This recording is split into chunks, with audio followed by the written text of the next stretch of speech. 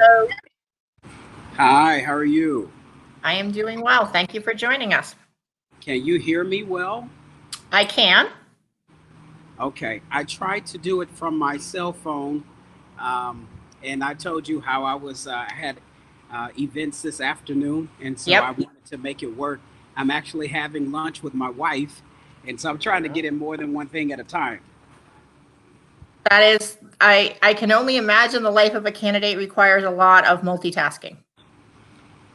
You know, it is something, especially countywide. So as long as you can hear me, that works. Yep, we can hear you.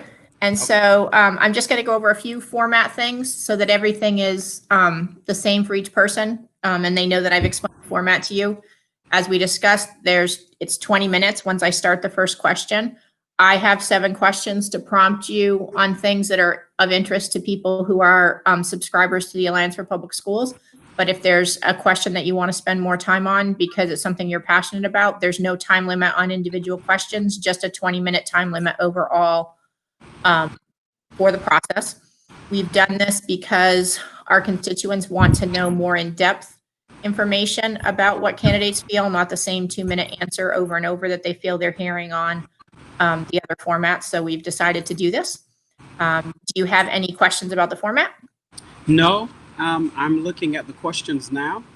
Yep. I'm more or less concerned to make sure you're able to hear me. Yeah, the questions will come up on the screen so that you'll answer them in the same order as everybody else did for the attendees. You can absolutely hear me.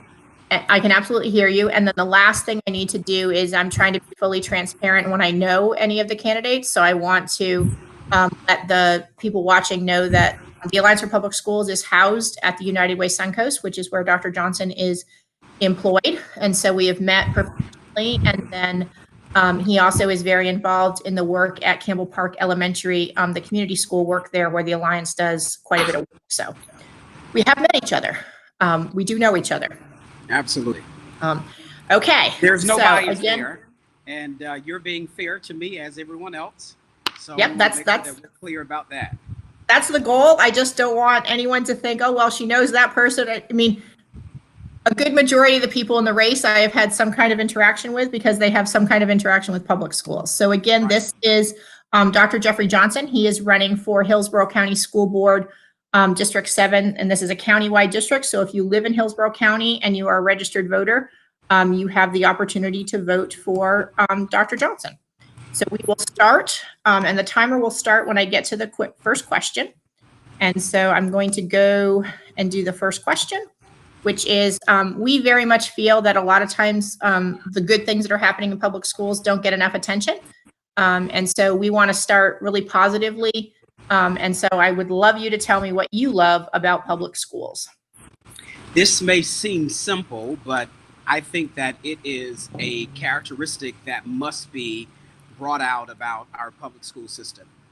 What I love is the ability for a parent to choose what is right and what is necessary for their children, right? For an example, from where I live and where my children go to school, the opportunity to choose a program that is directly connected to the educational patterns of our children is very paramount and fundamental. That's what I love, the ability to have choice.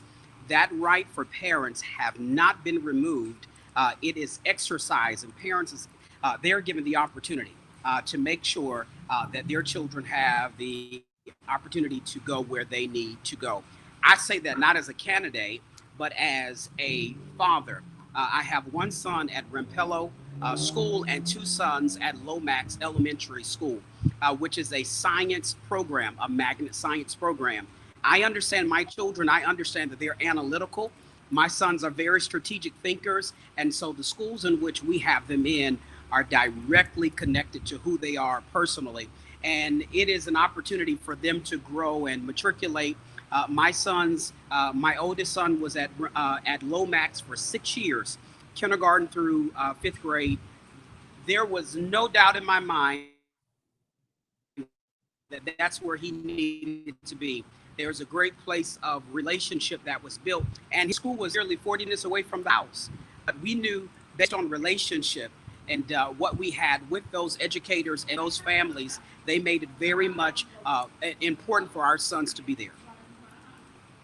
Fantastic. So the next question is, so for me, that will be important. Of an effective school board member. Excuse the background. I told you. That's okay. What are the attributes of an effective school board member? Which attributes are your strengths and which do you struggle with? Sure. The attributes of a school board member. You're slowing down for a second. Your video slowed down. You might want to understand fiscal management, must understand convening and policy management. Dr. Johnson, you stopped for a second. You froze. You might want to start that answer over again because the first few little bit was lost. Can we stop for a minute? Because I see that my signal is leaving me. Yeah, we can, if you want to stop and I can put two videos together. You want to come back in?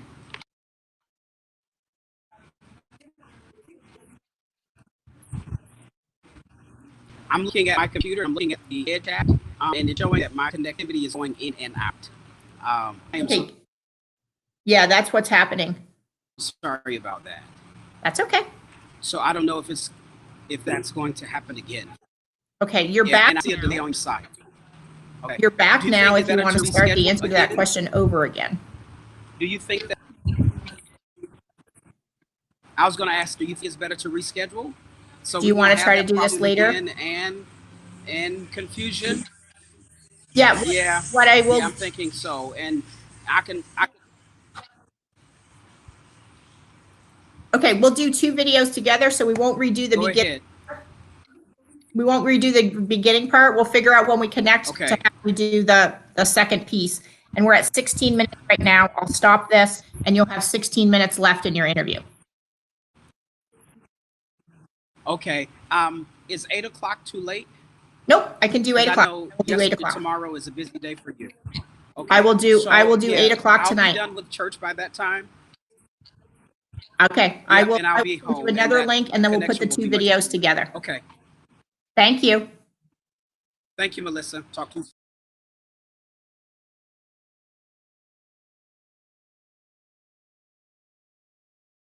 Hello.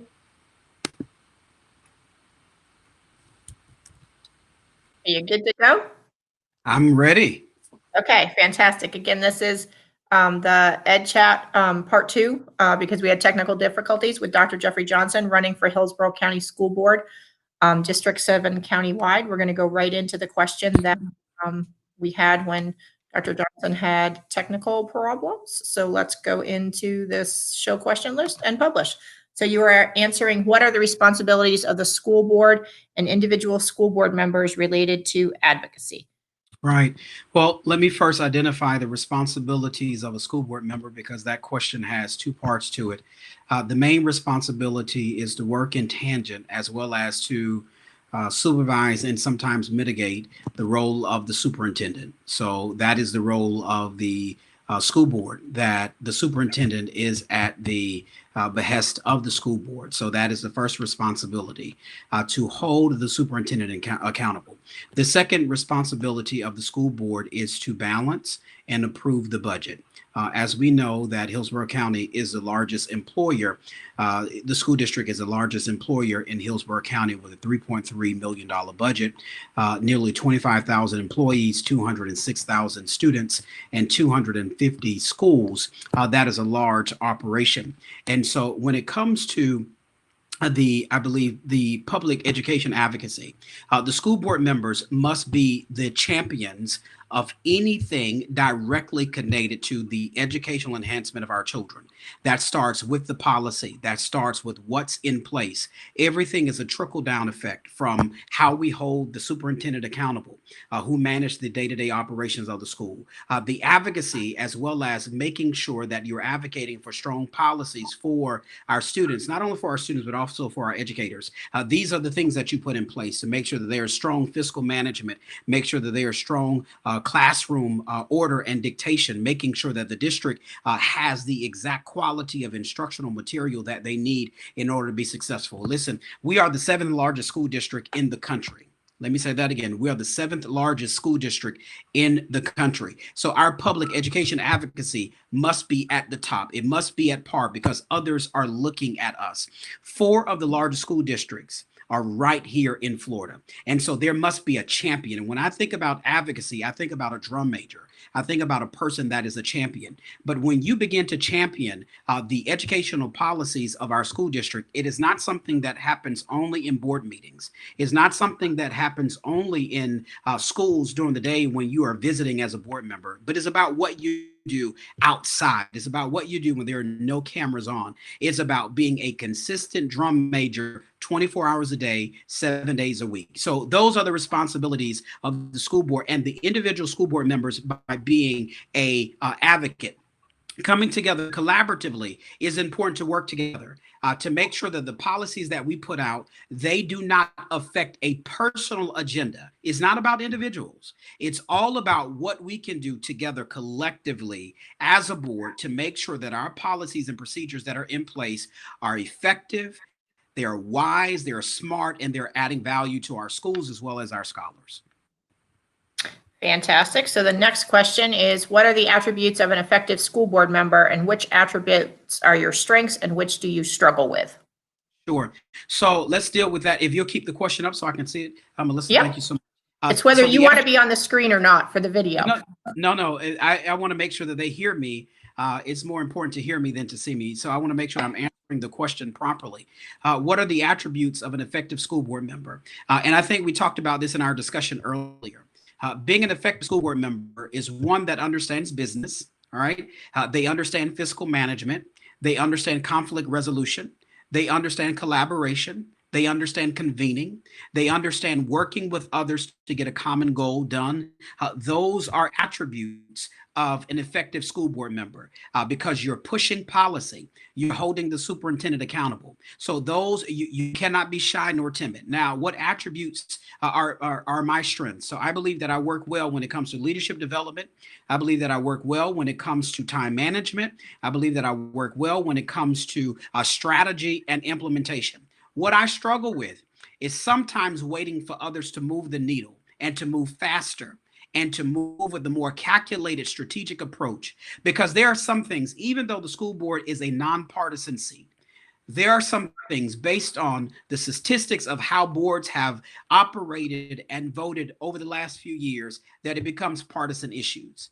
That you classically see the Democrats on one side, the Republicans on one side, and then because there are 7 members, if you have 4 Republicans and 3 Democrats or vice versa, who's going to be the swing vote? The swing vote. So there are a lot of lobbying and relationships that are built to deal with that. See, myself personally, I have a hard time dealing with that because it's about the children. It's not about personal agendas. It's not about what happens outside of the school district. Everything that we do must be monitored around making effective decisions for our children, for the staff, and for the people that we lead. So I struggle with that. I struggle with pandering to other people for the cause of personal gain and self-influence. That is an issue. That is an issue.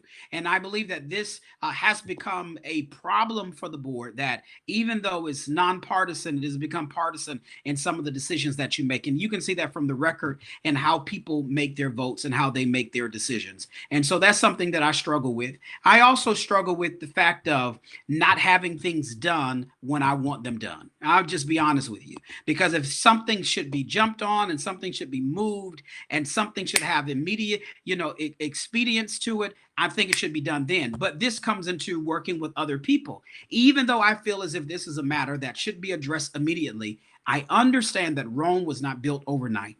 This is when collaboration comes in. This is when team building comes in.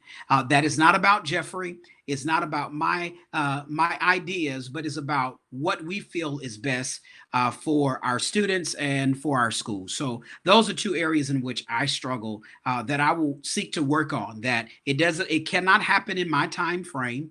There are certain things that happen with extended measures There more calculation. I don't know everything, so I have to bring the persons into the room to receive as much information as possible to make an educated guess. Thank you. The next question is, what role does family and community engagement play in public schools? Melissa, you know me. This is right up my alley. This is an amazing. Do you want me to keep the question up there, or do Yes. what I've done with others where your video's up? No, you can keep the question up there. Okay. Hopefully everybody can hear me. And I can remember this one. It's more or less the longer ones that I would need to see to make sure that I'm answering them. All right. So I just had the question in front of me. That's the family and community engagement. What role Yeah. does family and community engagement play? I see it now. All right. So I'm running off of a trifecta montage for our campaign. It is healthy schools, healthy families, and healthy communities. There must be an intentional marriage and collaboration between all three efforts. It's like a tripod. That trifecta comes from that tripod. If we're sitting the child on top of a tripod and one leg is removed, the child falls. And so if the child is on top of the tripod, in order to undergird them and to make sure that they are successful to have everything that they need, there must be engagement and collaboration from our community as well as the families. So how do we do that? We marry different resources and principles to make sure that families have what they need. In my day job, one of the main goals of advocacy for financial stability, economic awareness, and workforce development goes to a group of people entitled the ALICE families. ALICE is an acronym for ALICE, which is Asset Limited, Income Constrained, and Employed. So when it talks about family engagement, I think about families that are middle class that may work 1 and 2 jobs, and they may not have exactly what they need to have to make ends meet after the paycheck at the end of the week. So what resources and engagement can we have for our schools? So how this works is we start the conversation with our other constitutional boards. We make sure that resources are available with our schools that have resource officers and family engagement specialists.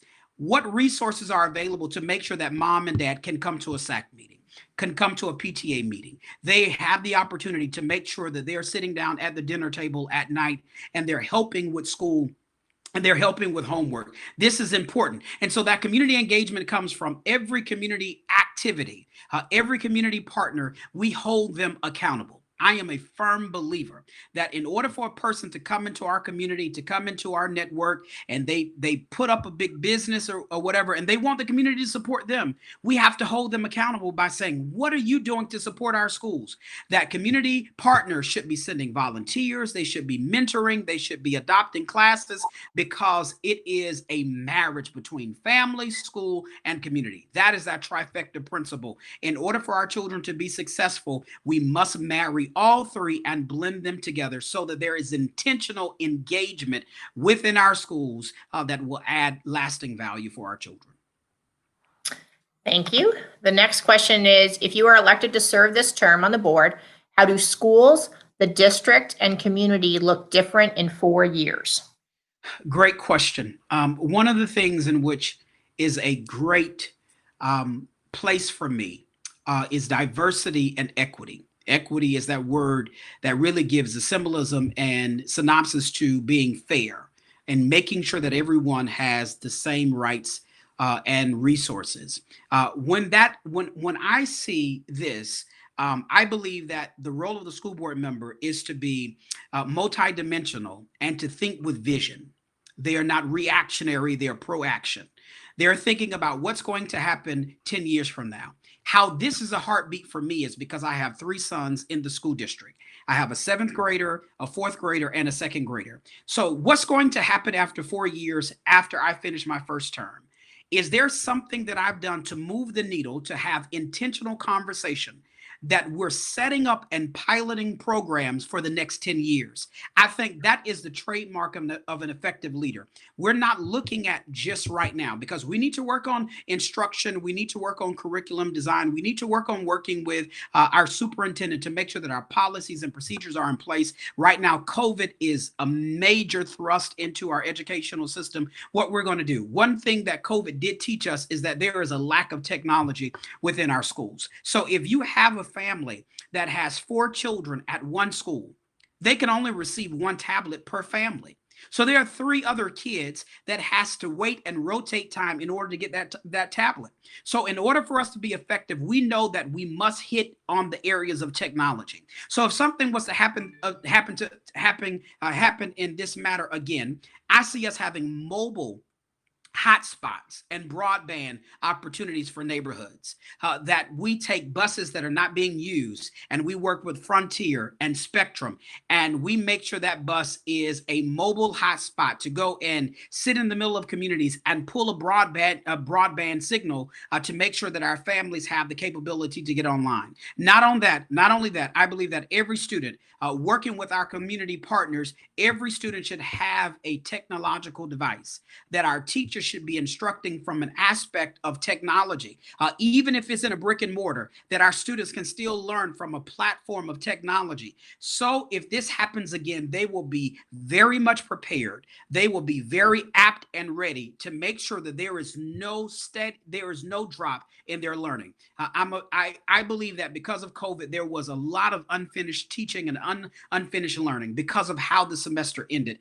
And this will help us. Not only that, let me just say this last piece. As we move into our high school programs, we have to make sure that we're teaching Mac software programs as well as Microsoft Office. We're developing our students to live life beyond the classroom. What happens when you go to college? What happens when you go to the military? What happens when you start a business? Whatever that is after high school, we want to make sure that you're proficient, that you're effective in as many areas as possible. And so we have to directly connect with technology. So in 4 years from now, I want to see a technological savvy school district. I want to make sure that we have plans in place, pilot programs that will really frontier us in the next 10 years. Thank you. You have 2 minutes left and 2 questions, but you can choose to answer just one or both of, you don't have to worry. You don't have to hurry if you don't want to. What kind of school board member will you be if elected? A great listener. If I am elected to the school board, the constituents in which is the entire county will know that I will listen to their concerns as well as advocate for them. I will not be a passive person on the board. I will work with others to make sure that we're collaborating, that we are enterprising the most effective policies possible for our staff, for our students, as well as for our families. So I will not be passive. I will be a champion. I will be an advocate to make sure that all voices are heard because I'm listening. And I think that is the part of me as being a pastor. I am empathetic. I'm a strong listener because I want to make sure that I'm understanding the problems and I'm listening to you to help find solutions for the problems that we have. So that would be the answer to that question. Fantastic. And the last one with 1:35 is, what does constituent outreach and constituent services look like under you as a school board member? Absolutely. So I believe the one word that will connect all of that is collaboration. That we're working together with our families, with our constituents to make sure that decisions are not being made in vain and without wise counsel and wisdom. I believe an effective school board member is one that listens to those in whom they're representing. We work for the public. We are public officials. We are public servants. It is not about what we feel is the best to advance, but we have been elected to speak on behalf of the people. Over the 800,000 registered voters in Hillsborough County, we are elected to serve them, their families, their children, grandchildren, nieces, nephews. That's what we're doing. And so we have to make sure that we are readily in a position to listen to what those concerns are so we can make effective decisions while on the board. Okay, you got 36 seconds if there's anything you didn't say that you want to. All right. You can find me online, Jeffrey, Jeffrey, for schoolboard.com. We have been endorsed by several persons. As being a first-time candidate, I've received the most endorsement from sitting elected officials, from Representative Diane Hart, Wingate Newton, chair of our county commission, Les Miller, Orlando Goose, who is a city council member, even Sheriff Grady Judd from our work in Polk County has endorsed us. College presidents have endorsed us. That's it. Okay. Your 20 minutes. All right. There you go. You were very, very good. You were good. You used your time well. I want to make sure that I was thorough in answering questions because you did. Yeah, because the role of the school board member is more than just the 20 hours. I can't let you keep talking about it though. Oh, I thought we were done. I thought No, we no, were no, that was done, and I got to You're close still off the recording. video. Okay. That's All okay. right. Okay. So thank you very much. I want to let you know that I will. The goal is to post these. I have two more interviews with the Pinellas County School Board candidates Monday morning. I mean, I'm booked up solid till then, but I'm not posting any of them in either district until both districts are done, so no one sees the questions. That's fair. So they will be up midday on Monday, and I will let you know if it's something that you want to share, so that people can see you speak. And we'll be promoting them to our email list and then through social media starting then. Thank you. Thank you, Melissa. Thanks very much. Okay. Bye-bye.